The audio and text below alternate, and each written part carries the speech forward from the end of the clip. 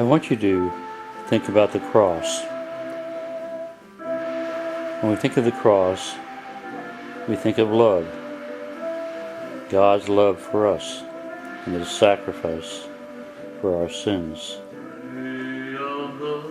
The reality of the cross is it was used for persecution by the Romans.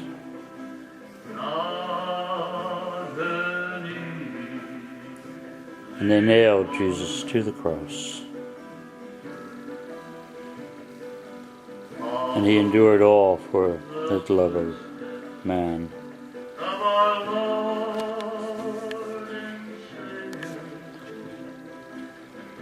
His mother was at the foot of the cross when He died and took Him briefly into her arms when they brought Him from the cross.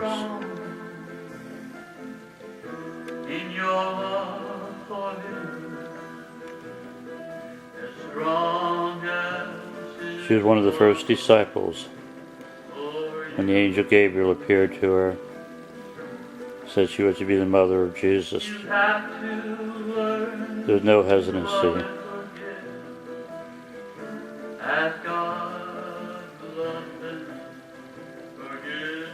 This is my painting of the Shroud of Turin.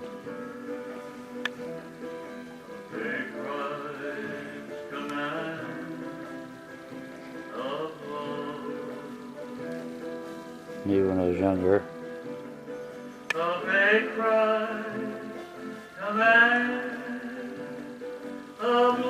The Heart of Divine Mercy, which is one of the very special, beautiful devotions to Jesus' mercy.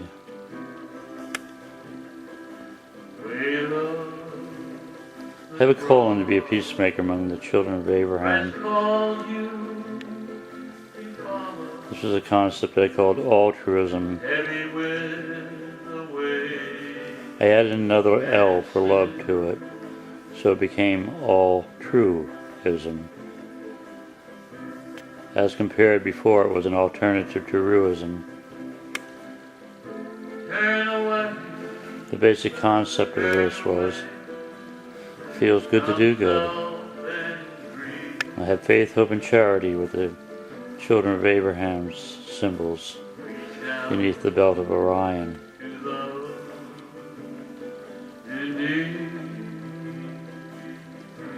It feels good to do good. Try it and see.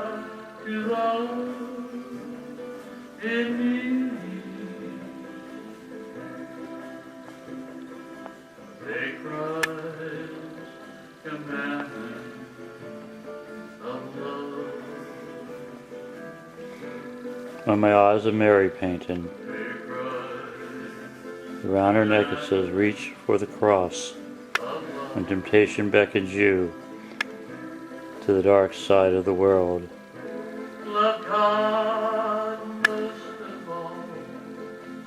And if you reach for His holy cross, He'll give you strength to resist temptation.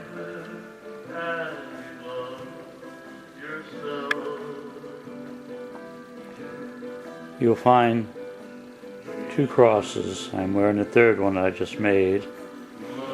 I give these to people. I encourage other people to make them and share them. They're manly crosses.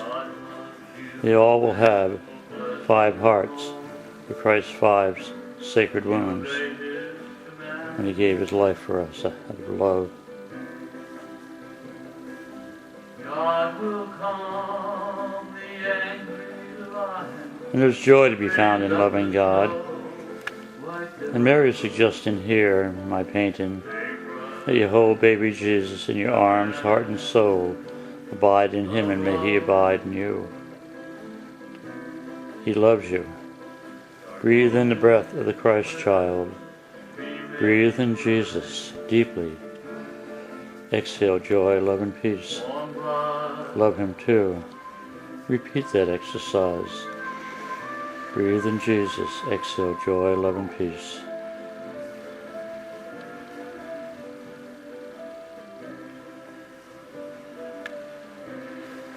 It's almost as if she's exhaling.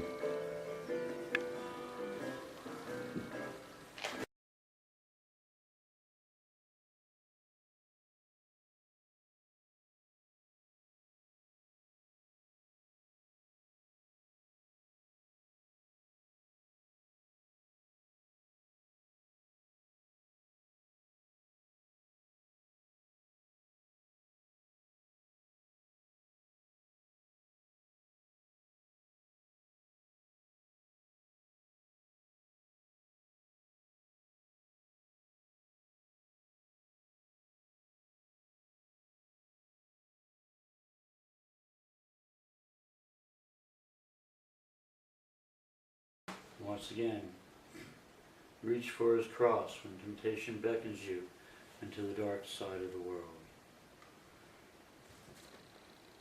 When you do that, he will help you resist temptation.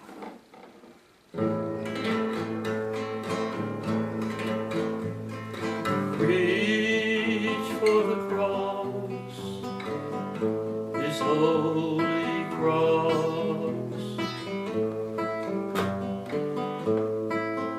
When you stumble in the darkness, sometimes you feel lost. Reach for his cross. Temptation beckons you to the dark side of the world. Reach for the cross in the light of the Lord.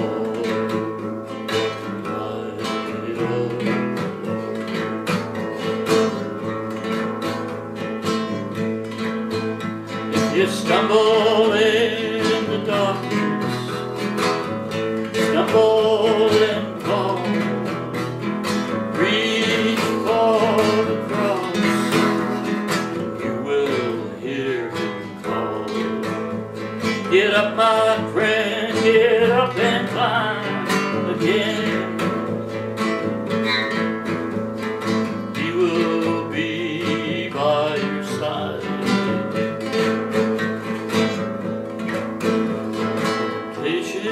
Beckons you to the dark side of the world. Reach for the cross and the light of the Lord.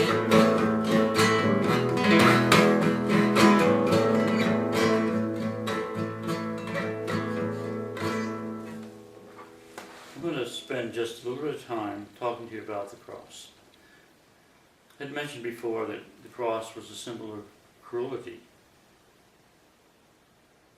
The Romans perfected a way of extending one's life in pain, but it became a symbol of love when God gave his life for us, for our sins.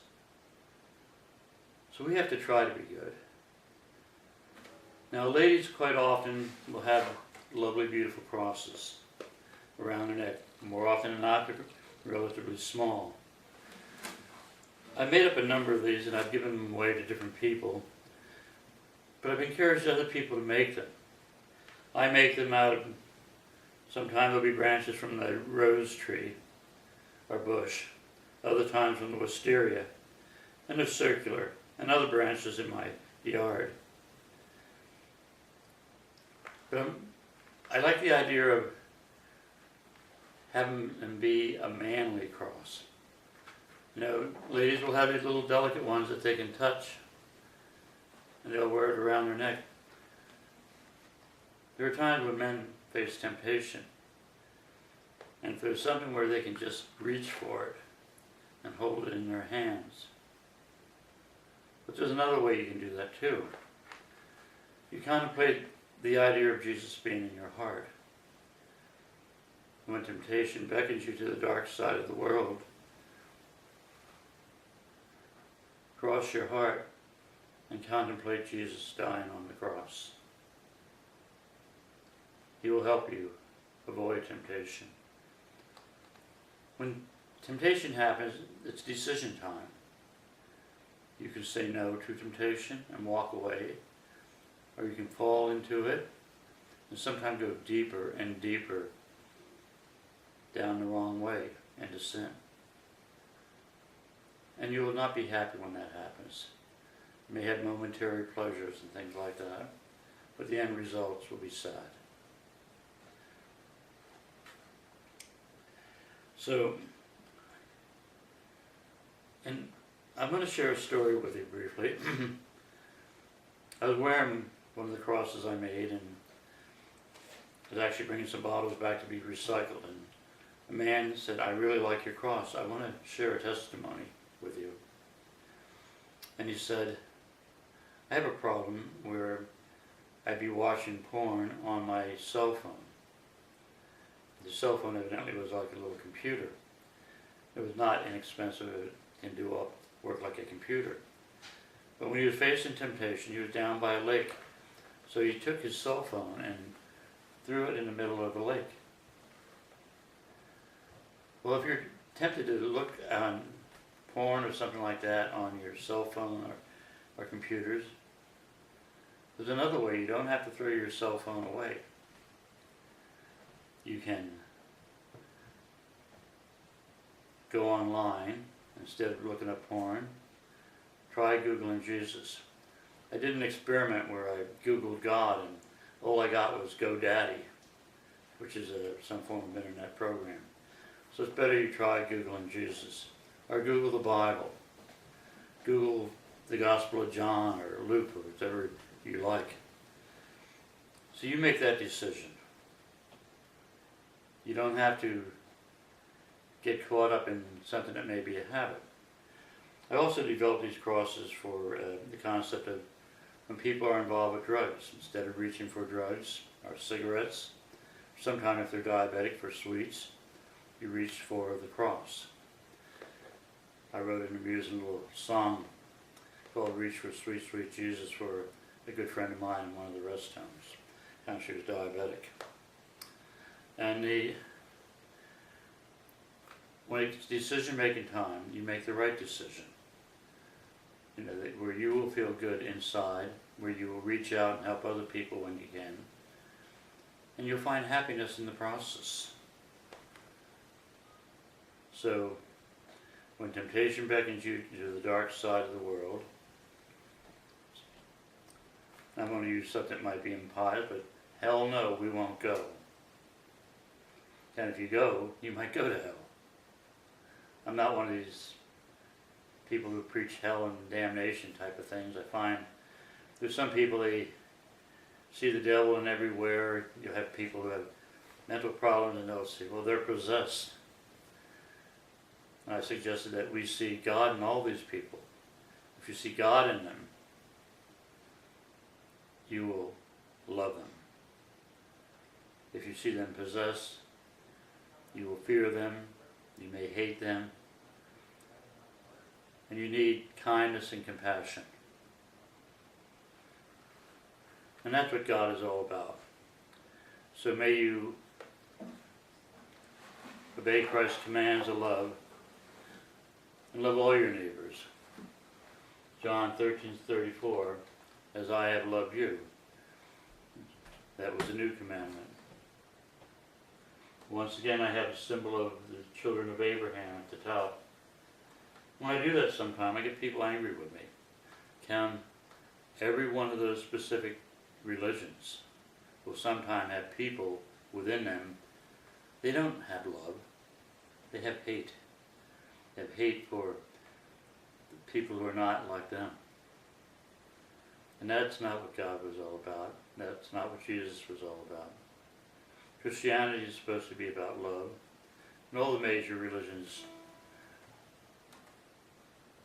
the good people follow the path of God's path of love. The people who strive on hate and create anger in other people and become political. When we have politics enter any religion, we have wars, we have strife, we have a lot of things that we should not have. So let's get back to God and Jesus if you're a Christian, God the Father otherwise, and to Allah if you're a Muslim. They're all one and the same.